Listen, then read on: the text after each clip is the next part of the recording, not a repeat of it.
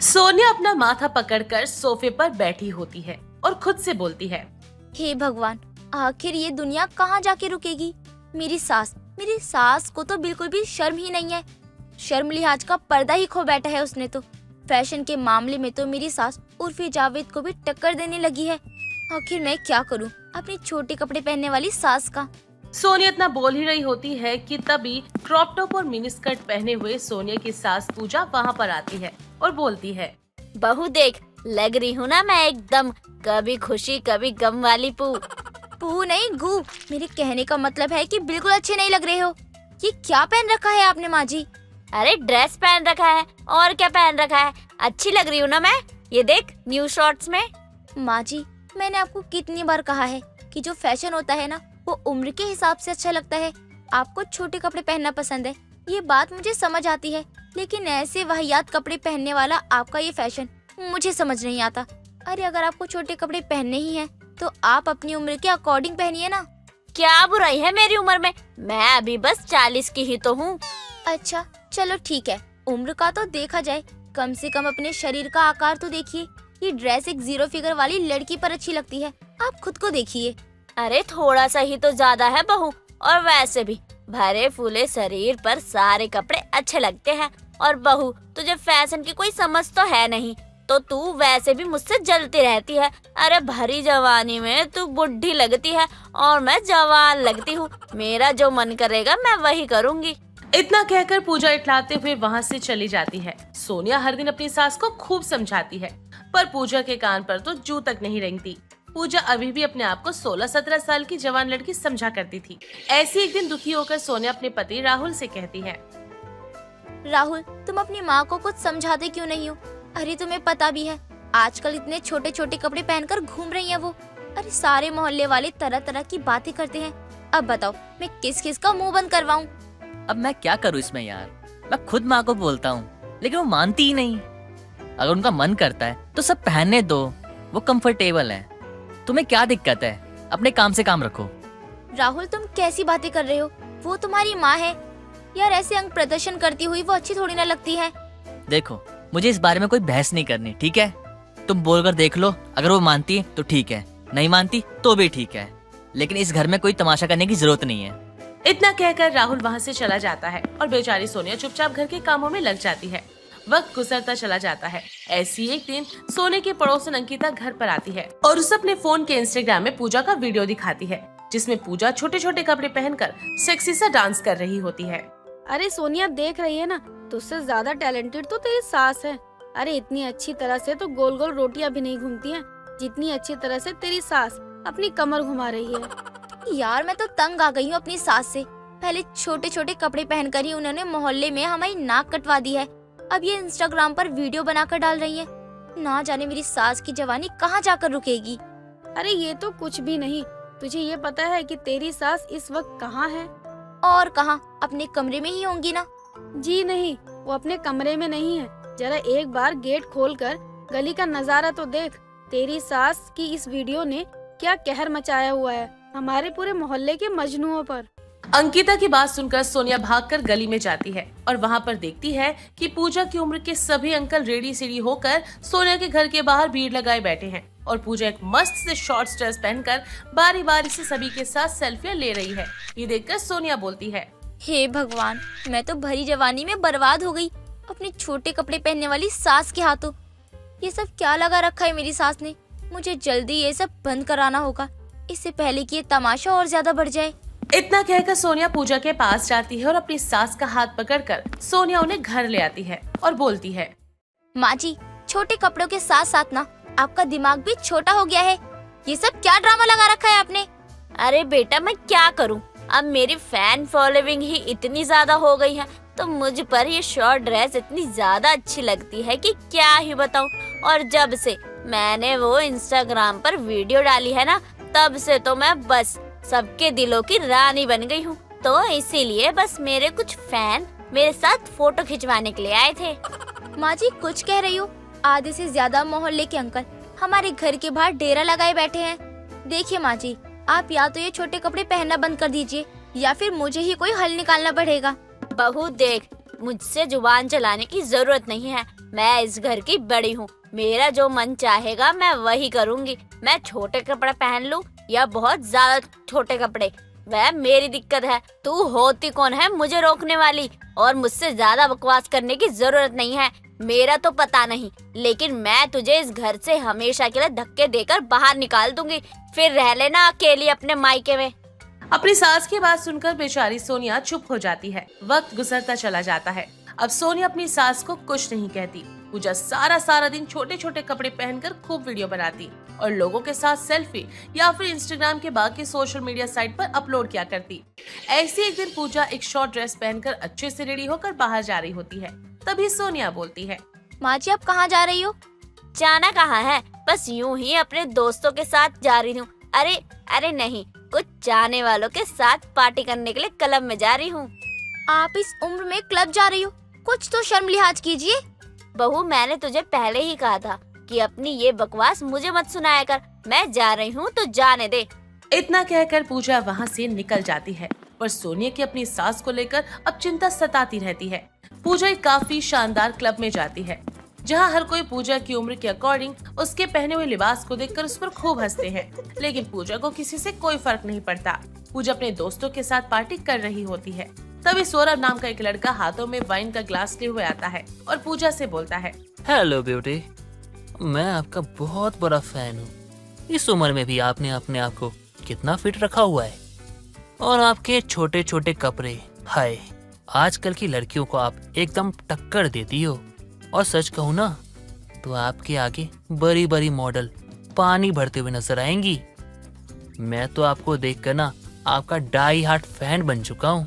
सच में आपका बहुत बहुत शुक्रिया। अगर आप बुरा ना माने तो क्या मेरे साथ ड्रिंक करना पसंद करोगी आप? हाँ क्यों नहीं, जरूर करूँगी। इतना कहकर सौरभ पूजा को एक वाइन का ग्लास दे देता है। वाइन पीते पीते पूजा और सौरभ दोनों डांस करने लगते हैं। पर धीरे धीरे पूजा का सर भारी होने लगता है, वो बेहोश हो जाती है। सौरभ पूजा को अपनी बाहों में थाम लेता है, जिसके बाद सभी की नजरों से वो बचता बचाता पूजा को क्लब के रूम में ले जाता है और उसे बेड पर लेटा देता है और उसकी तरह तरह की फोटोज लेने लगता है और खुद से बोलता है, आंटी जी, आपको बिना बुढ़ापे में जवान बनने का बहुत ही शौक था। अब बनोगी आप असली जवान। जब आपकी इन फोटो से मैं अश्लील फोटो बनाकर आपको ही ब्लैकमेल करूंगा। आंटी जी को तो उड़ने का शौक था ना, अब उड़ के दिखाएं, बड़ा मजा आएगा। वैसे सच कहूं तो आंटी जी को देखकर ऐसा लग रहा है जैसे कुछ कर बैठूं। वैसे ये आइडिया बुरा नहीं है, वैसे भी तो नशे में है, थोड़ा फायदा उठा लिया जाए तो क्या ही गलत है। इतना कहकर सौरभ बेहोश पड़ी पूजा के करीब जाने लगता है। तभी कमरे का दरवाजा एकदम से खुल जाता है, जहां सोनिया पुलिस के साथ पहुंच जाती है। सोनिया अपनी सास पर पानी छिड़क कर उन्हें होश में लाती है, जिसके बाद इंस्पेक्टर सौरभ के फोन में क्लिक किए हुए सारे फोटोज पूजा को दिखाते हैं और बोलते हैं, पूजा जी, ये देख रही हैं आप, ये लड़का वही है जो लड़कियों के झूठे SMS और फोटो बनाकर उनसे पैसे ठगता है। और आज आप इसका शिकार होने वाली थी, लेकिन सही समय पर आपकी बहू ने आपको बचा लिया। आप अपना ध्यान रखें और ये फैशन थोड़ा लिमिट में करे तो अच्छा होगा। इंस्पेक्टर सौरभ को गिरफ्तार करके वहाँ से ले जाते हैं, जिसके बाद पूजा सोनिया से माफी मांगते हुए बोलती है, बहू मुझे माफ कर दे, मैंने तेरी बात नहीं मानी, लेकिन आज मुझे अपनी गलती का एहसास हो रहा है। बढ़ती उम्र के साथ और अपने फैशन के धुन में भूल ही गई थी कि मान मर्यादा और इज्जत नाम की भी कोई चीज होती है, जो औरतों का गहना होता है, जिसे मैं भूल गई थी। अगर आज तू ना होती तो ना जाने क्या हो जाता। माँ जी देखिए, आप माफी मत मांगो, आपको अपनी गलती का एहसास हो गया, यही बहुत है। मैं ये नहीं कहती माँ जी कि फैशन गलत है, बस हर चीज को हिसाब से किया जाए तो ही अच्छी लगती है। मुझे पहले ही कुछ अनहोनी होने का डर था, इसलिए मैं आपका पीछा करते करते यहाँ तक पहुँच गई और सही समय पर मैंने पुलिस को फोन कर दिया। अब आप मेरे साथ घर चले और जो भी कुछ हुआ ना, उसे एक बुरा सपना समझकर भूल जाइए। इतना कहकर सोनिया पूजा को घर पर ले जाती है और इस घटना के बाद से पूजा फैशनेबल ड्रेस तो पहनती है, लेकिन वही जो उस पर सूट करे और लोगों के बुरे इरादों से उसे बचाए। सरला अपने पति राजेंद्र के साथ रहती थी। कहने को तो सरला की 2 बेटियां थी, संजना और निशा। संजना सरला की सौतेली बेटी थी और निशा अपनी थी। वो संजना को बिल्कुल भी पसंद नहीं करती थी, क्योंकि संजना निशा से रूप रंग में ज्यादा ही सुंदर थी। वो सिर्फ अपने पति के कारण संजना को अपने घर में रख रही थी। एक दिन सुबह संजना रसोई में रोटियां सेक रही होती है, तभी सरला वहाँ आ जाती है। महारानी, खाना बना कि नहीं? यहाँ भूख के मारे मेरी जान निकल रही है और तू है कि खाने में कछुए की चाल चल रही है। बल्कि तू ये जानती है ना कि सुबह सुबह के समय में सबको भूख लग जाती है। माँ, सारा खाना बन गया है, बस रोटियां सेकनी बाकी है। आप चलिए, मैं अभी आपके लिए लेकर आती हूँ खाना, ज्यादा टाइम नहीं लगेगा। खाना तो तब बनाएगी ना जब खाना बनाने का तेरा मन होगा। खाना बनाना तो तेरे लिए मजबूरी हो गया है, इसलिए मेरा खून जलाती रहती है तू लेट लेट खाना बनाकर, ताकि मैं तुझे खुद खाना बनाने के लिए मना कर दूं। करम जली। नहीं माँ, ऐसी बात नहीं है। आप तो जानती है ना कि मुझे खाना बनाना बहुत पसंद है, तो भला मैं ऐसा क्यों सोचूंगी। संजना की बात सुनकर सरला को बहुत गुस्सा आता है और वो संजना का हाथ पकड़कर जलते तवे पर रख देती है और वो जोरों से चिल्लाने लगती है। तभी उसके पिता राजेंद्र वहाँ आते हैं। क्या हुआ बेटा? तुम ठीक तो हो ना? तुम चिल्लाए क्यों? आपकी आंखें कमजोर है क्या? आपको दिखाई नहीं दे रहा क्या? उसका हाथ जल गया है, तभी तो हाथ पकड़ के खड़ी है वो। हाँ, वो मुझे दिखाई दे रहा है, लेकिन इसका हाथ जला कैसे? जब ध्यान से काम नहीं करेगी तो हाथ ही जलेगा ना।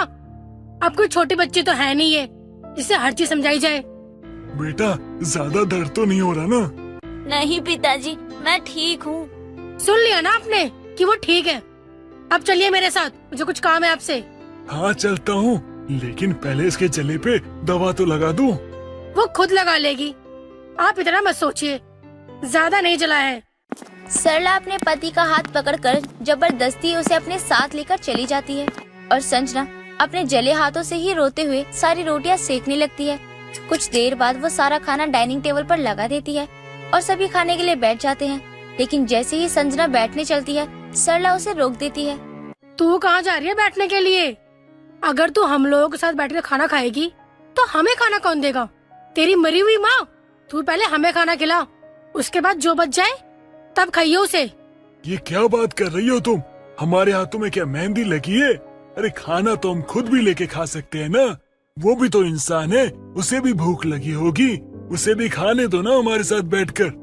नहीं, बिल्कुल नहीं। ये आप क्या सिखा रहे हैं अपनी बेटी को?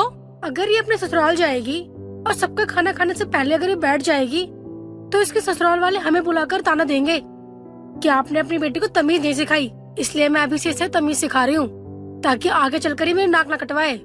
जाने दीजिए पिताजी, माँ सही कह रही है, आप लोग खा लीजिए, मैं बाद में खा लूंगी। सभी खाना खाना शुरू कर देते हैं और थोड़ी देर में ही सारा खाना खत्म हो जाता है। तभी राजेंद्र बोलता है, बेटा, ये सारा खाना तो खत्म हो गया, अब तुम क्या खाओगी? आप भी कैसी बातें कर रहे हो? आप तो ऐसे बोल रहे हो जैसे घर का राशन खत्म हो गया हो। अरे अगर खाना खत्म हो गया तो दोबारा बना लेगी ना। क्यों संजना, सही बोल रहा है ना मैंने? हाँ माँ, आपने बिल्कुल सही बोला, मैं बना के खा लूंगी। लेकिन बेटा, तेरे तो हाथ जले हुए हैं, तू बनाएगी कैसे? उसके हाथ जले कटे नहीं है जो वो अपने लिए खाना नहीं बना सकती। और आपको उसके अलावा किसी की चिंता तो होती ही नहीं है। अरे मुझे तो सबकी चिंता है, लेकिन तुम्हें नहीं है। तुम बस निशा के बारे में सोचती हो। अरे रसोई में जाने तक नहीं देती उसे, और इस बेचारी से सारा काम करवाती हो, साथ बैठ के खाना तक नहीं खाने देती। क्यों करती हो ऐसा इसके साथ? इसलिए ना क्योंकि ये तुम्हारी सौतेली बेटी है। लेकिन देखना, एक दिन यही बेटी तुम्हारे काम आएगी जिससे तुम इतनी नफरत करके बैठी हो। राजेंद्र इतना कहकर संजना को लेकर वहाँ से चला जाता है। दिन गुजरते हैं, तभी एक दिन कार्तिक नाम के एक बहुत अमीर लड़के का रिश्ता आता है। सरला लड़के की फोटो देखकर राजेंद्र से बोलती है, जी सुनिए ना, देखिए ये लड़का कितना सुंदर है। मैं तो अपनी बेटी की शादी इसी लड़के के साथ करवाऊंगी। दोनों की जोड़ी बहुत अच्छी लगेगी। चलो अच्छा है, कम से कम तुमने उसे बेटी तो माना, सुनकर अच्छा लगा। मुझे लगता है ना आपको कुछ गलतफहमी हो रही है। मैं अपनी सौतेली बेटी की बात नहीं कर रही, बल्कि अपनी बेटी निशा की बात कर रही हूँ। ये तुम क्या कह रही हो? ये रिश्ता तो संजना के लिए आया है। वो घर की बड़ी बेटी है तो पहले उसकी शादी होगी, और दूसरी बात, उनको शांत, संस्कारी और घरेलू लड़की चाहिए, जो गुण तुम्हारी निशा के अंदर दूर दूर तक नहीं है। गुण नहीं है तो क्या हुआ, आ जाएंगे। लेकिन इतने बड़े घर में मैं अपनी बेटी की शादी करवाऊंगी। और आपको मेरी कसम है, अगर आपने कुछ बोला तो कभी तो अपनी दूसरी बेटी के बारे में भी सोचा करो। आप बस कल लड़के वालों को फोन करके बोल दीजिएगा आने को। अपनी पत्नी की कसम के आगे राजेंद्र कुछ नहीं कर पाता। अगले दिन जब कार्तिक और उसकी माँ सुमन वहाँ आते हैं तो सरला निशा को साड़ी पहनाकर सर पर पल्लू रखकर संस्कारी बना देती है। दूसरी तरफ संजना को छोटे कपड़े और हाई मेकअप करके साथ ही बिगड़ी हुई लड़की बनाकर उनके सामने खड़ी कर देती है और उसका प्लान काम कर जाता है। कार्तिक और उसकी माँ को निशा संस्कारी समझकर उसे पसंद कर लेते हैं, साथ ही शादी की डेट भी फाइनल कर देते हैं। कुछ दिनों बाद निशा गुस्से में साड़ी फेंकते अपनी माँ से कहती है, माँ ये साड़ी मुझसे नहीं पहनी जाएगी। मैं कोई बहन जी नहीं हूँ, बल्कि आज के जमाने की मॉडर्न लड़की हूँ। बेटी, आजकल के लोग मॉडर्न लड़कियों को गर्लफ्रेंड बना लेते हैं, लेकिन बीबी बनाने से पहले 100 बार सोचते हैं। इसलिए बकवास बंद कर अपनी, और शादी तक तू ये ड्रामा कर कि तू एक अच्छी और संस्कारी लड़की है। उसके बाद तू राज करेगी, पैसा ही पैसा होगा तेरे पास। पूरी जिंदगी ना बैठ के खाएगी तो भी कम नहीं पड़ेगा। माँ तो उस लड़के के पीछे पूरी तरह से पागल हो गई है। अगर मैंने अपनी माँ को कुछ बता दिया कि मैं किसी और को पसंद करती हूँ तो मेरा घर से बाहर निकलना भी बंद कर देंगी। एक बार बस वो शादी के लिए हाँ कर दे, फिर मैं सब कुछ छोड़कर उसके साथ चली जाऊंगी। अरे तुझे मेरी बात समझ में आई या नहीं? जी हाँ माँ, आ गई आपकी सारी बात समझ में। आप चिंता मत करिए, शादी तो होकर ही रहेगी। देखते ही देखते शादी का दिन आ जाता है। बारात दरवाजे पर खड़ी होती है और निशा एक लेटर लिखकर वहाँ से भाग जाती है। जब संजना उसे देखने के लिए कमरे में जाती है तो उसे वो लेटर मिलता है, जिसे वो ले जाकर अपनी माँ और पिताजी को दे देती है, जिसे पढ़कर उन्हें पता चलता है कि उनकी लड़की किसी लड़की के साथ भाग गई है जिससे वो प्यार करती थी। सरला अपना सर पकड़कर बैठ जाती है। इस लड़की ने क्या किया? ऐसा करने से पहले एक बार भी हमारी इज्जत के बारे में नहीं सोचा। अब हम क्या करेंगे? लड़कों वालों के सामने क्या मुंह दिखाएंगे हम? मैंने तुमसे पहले ही कहा था ना कि माँ बच्चों को बना भी सकती है और बिगाड़ भी सकती है। तुमने उसे भरपेट खाना दिया लेकिन इसे नहीं दिया। तुमने उसे चैन से सोने दिया लेकिन इसे नहीं दिया। तुमने उसे नए कपड़े दिए लेकिन इसे पुराने और फटे हुए कपड़े दिए। तुमने इसके साथ कितना कुछ किया और उसको कितने आराम से रखा, लेकिन देखा आखिर में क्या हुआ? तुम्हारी उस बेटी ने तुम्हारी नाक कटवा दी। मैं अपनी सारी गलती मानती हूँ, लेकिन अब हम क्या करेंगे? अब तुम्हारे पास एक ही रास्ता रह गया है, लड़के वालों के आगे इज्जत बचाने का। उन्हें सच बता दो और अपनी सौतेली बेटी को उसकी खुशियाँ लौटा दो। सरला को राजेंद्र की बात समझ में आ जाती है और वो मौका देखकर कार्तिक और उसकी माँ को एक कमरे में बुलाती है और उन्हें सारी बातें बताती है, जिसे सुनने के बाद उन्हें बहुत गुस्सा आता है। तभी सरला बोलती है, मुझे माफ कर दीजिए, मैंने आप लोगों के साथ बहुत गलत किया है। मुझे ऐसा नहीं करना चाहिए था, लेकिन मैं अपने स्वार्थ में किसी और की खुशियाँ देख ही नहीं पाई। लेकिन मैं चाहती थी कि मेरी बेटी को अमीर ससुराल मिले, लेकिन कहते हैं ना, भगवान ने जो तय किया है वही होता है। आखिर देखिए ना, अमीर ससुराल मिला भी तो किसको? मेरी सौतेली बेटी को। आप मुझे माफ कीजिएगा, लेकिन संजना की शादी आपके बेटे से करवाकर दोनों घर की इज्जत बच सकती है।